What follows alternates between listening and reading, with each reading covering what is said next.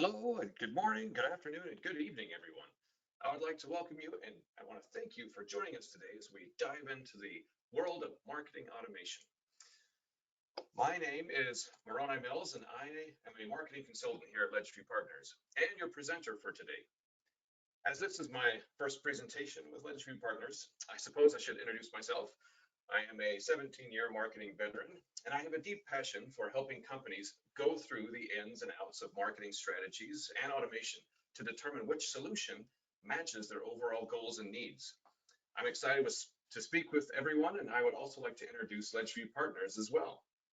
For the past 15 years, we have helped companies with their CRM and marketing automation selection, strategies, planning, design, development, implementation, training, support, and a whole lot more. It is not short of amazing how all of these tools have evolved over the years, not only in their functionality and deliverability, but also their overall cost. Now, don't get me wrong, even though the cost has risen, not providing your marketing team with a robust marketing automation solution is really holding them back. But selecting the right solution for your team, for your business, and to match your technologies can be complicated. You want to get it right. That is why we are all here today, to help you with a few tips, a few questions to ask before selecting a marketing automation tool. With the marketing world going deeper and deeper into digital revolution, there may be some that have yet to dive into marketing automation world. In fact, in a recent study, it stated that 53% of B2B organizations have implemented marketing automation, with 33% planning to implement it in the near future, and 10% say they have no plans to do so. Now, to me, this is pretty significant as it shows that almost half of the business-to-business companies out there have yet to implement marketing automation. Now, I know that each organization out there is different and has different needs, and there are those that either have never used marketing automation before, and there are those that may be considering marketing automation or maybe in the middle of switching from their current tool to another. Then there could be those that are just getting rid of it altogether because they found that their marketing automation tool wasn't as successful as they thought it would be. So in thinking about each of these groups and other scenarios, it occurred to me that what people may need is some guidance on going through the marketing automation selection process. This is something we do at Ledgetree Partners. We ask the questions that many professionals either can't ask or don't know exactly what to ask.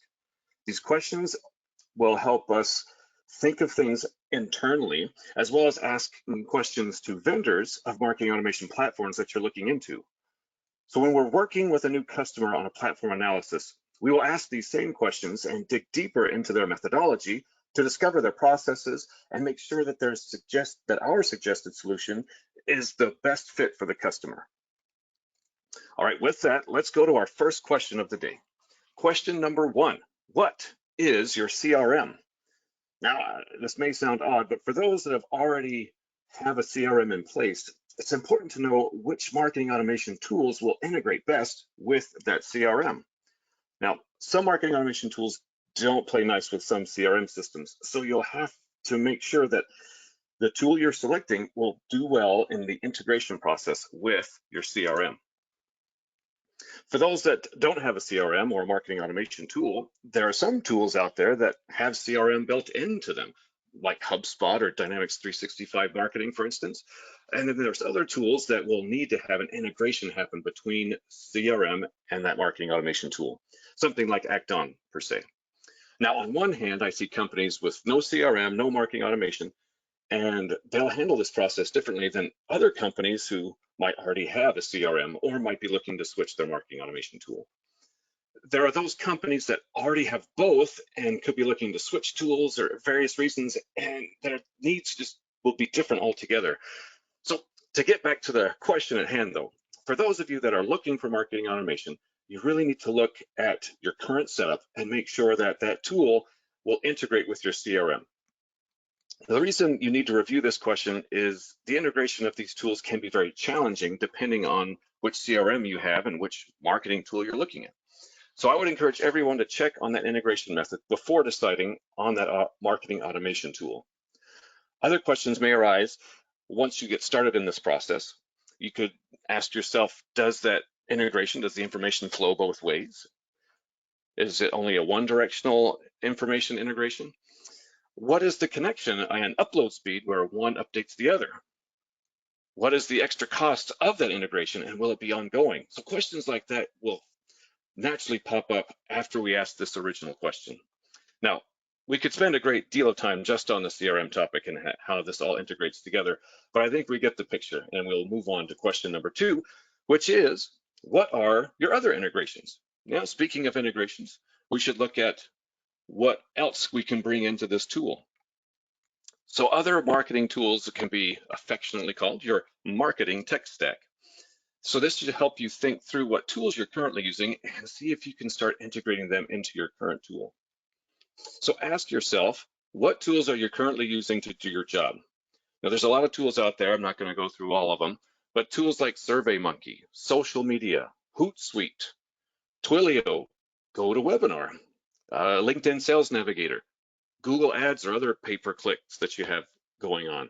Things like that. And like I said, there's a host of other ones, and I'm not going to go into all of them, but think through what you're currently using, and then think about how they can be integrated into your marketing automation. An important part of marketing automation platform is to have that central hub for your marketing activities, where all data is funneled into one place. So this is great for reporting and monitoring your return on investment of your marketing programs. Being able to track the effectiveness of your campaigns is a must. So naturally, you'll want to pull in that data from these other tools to get a clear picture of your overall marketing strategies. It is important to note that not all marketing automation platforms have the ability to integrate with every marketing tool that's out there. So asking these questions will help you know what platform will allow you to integrate the tools that you're currently using and which ones will not be integrated. All right, the next question, thinking on these integrations, is we're moving past that now to think about that pesky money question. It's still important to find the right tool for you. And that question is, what is the true cost of the system? Or we in marketing hate this question, what's our budget? While we'd like it to be sky high, we do have to rein ourselves in at times. And similar to the previous questions, it depends on a number of factors. For instance, some platforms, or maybe I should say most platforms, the pricing structure is based on the number of contacts that you have in your database. So you'll want to know that. And it's important to note that many, and of course I can't say all, but many tools only count the active marketing contacts and not your total contacts. And active marketing contact are those contacts that you are actively communicating to. Need I say more? Say you have a database of 15,000 contacts. Whoops, let's get back to the right slide. My mouse went a little nuts. But anyway, we're back to the cost budget. But say you have 15,000 contacts and you're only actively sending communications to 10,000 of them. So you'll have 10,000 contacts for that marketing automation tool. So many tools have a set number of contacts that are wrapped in the base pricing. If you have more than the predetermined limit, those will cost extra. So you need to figure that out.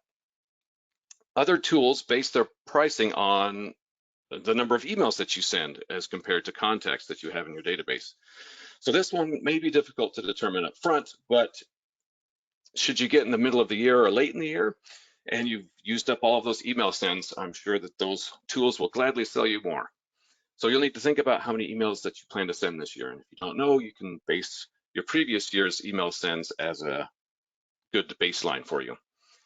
Other costs and with other cost questions may come up when thinking through these tools. So you may need to ask, what are any setup fees? What are any integration fees to bring in other software?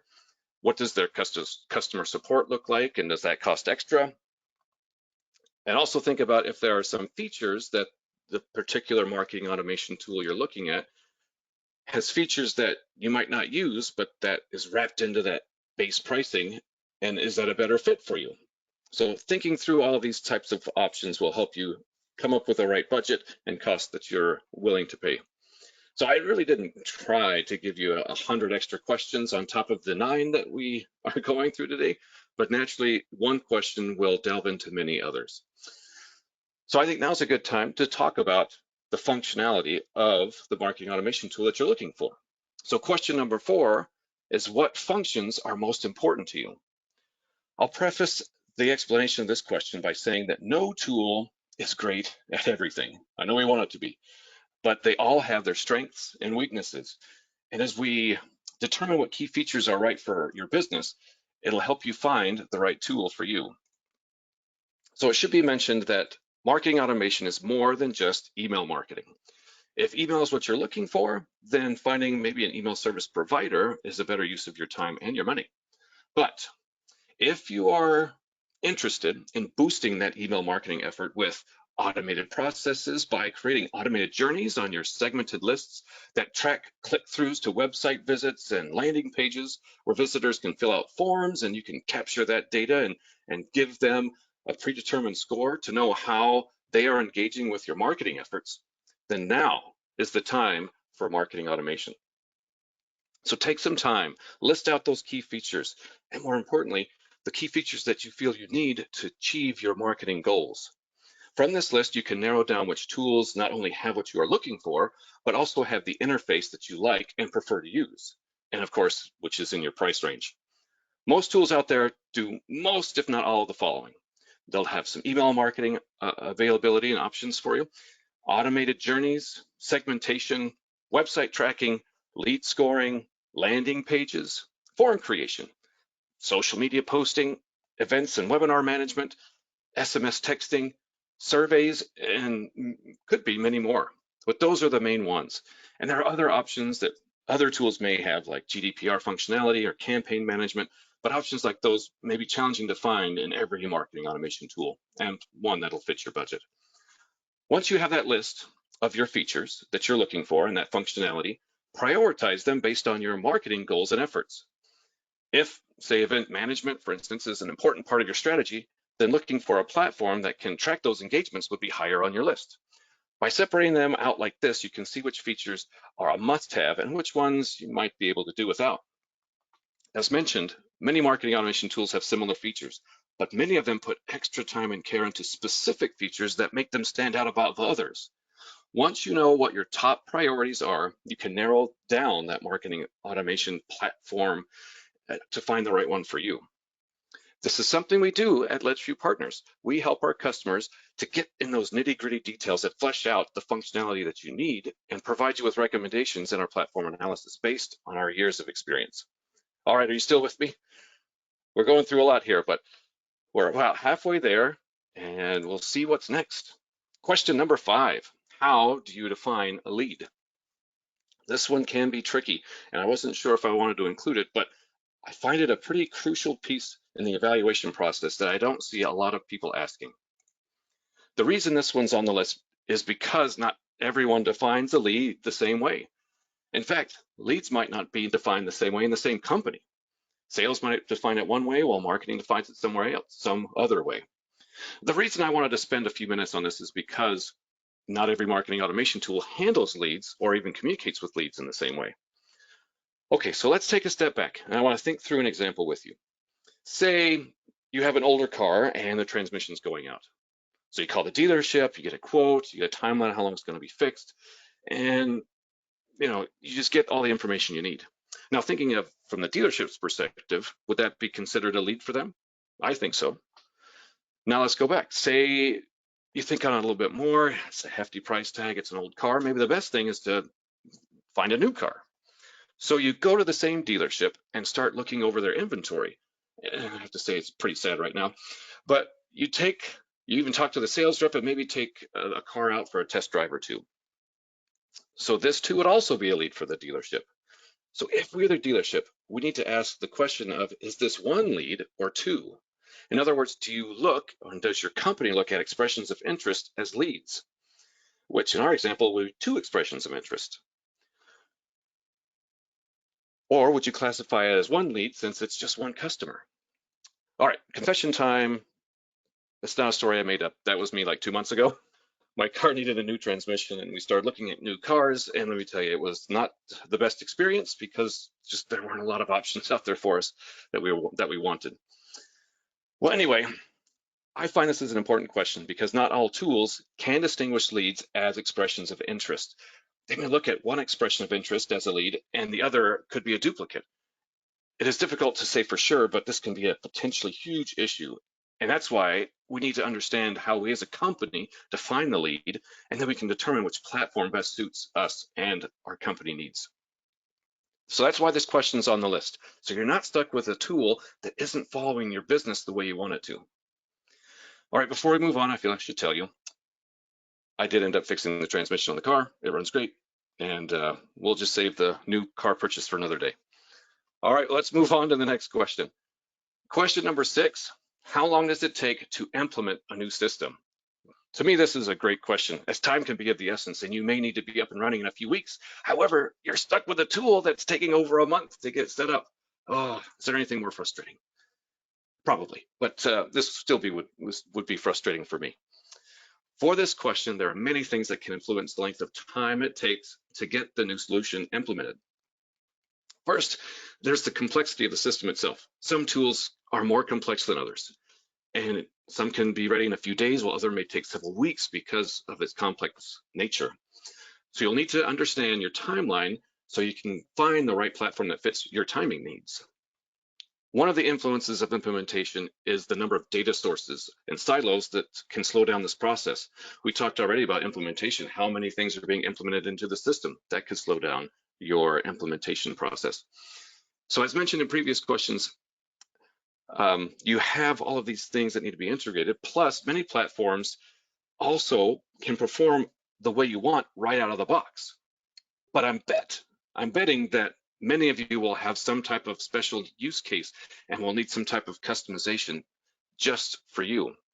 The discovery and development of these customizations can slow down your timeline and push out that implementation date. Well, then there is the capability of your team in utilizing the system. That can also be a factor for speed of implementation. Understanding what the team knows and their skill with the new platform. Will there need to be training and practice time built into that timeline? There may be some hesitation around new technologies and fear of change. That can also hurt implementation time. Also, team buy-in to a new tool can help or hinder the length of time it takes to get up and running. These considerations are important, and it helps us get a clear understanding up front of what that time commitment will be before we get stuck with an implementation that's taking forever. Well, we're moving right along. Question number 7, what is the state of your data? This one is that gut check, as we all might resist the urge to do some spring cleaning in our database, but it's important because when considering a marketing automation tool that's using that data, you're going to want it to be clean. So I'm sure you've all heard the popular saying, garbage in, garbage out, and it's popular for a reason. Marketing automation tools rely on good quality data. Tools need to connect to your CRM, and they'll use your lists of accounts and contacts, and you'll be sending those precious marketing messages that you want to send that's been taking you time and effort to get just right. Many tools are reliant on email addresses. If your database is inaccurate or hasn't been looked at in a while, it's going to need some TLC. Then you probably won't get the desired outcome that you were hoping for out of that marketing automation platform with bad data. These tools can help marketers be more efficient and effective in what they do, but with that inaccurate or even incomplete data, the results won't be what you want.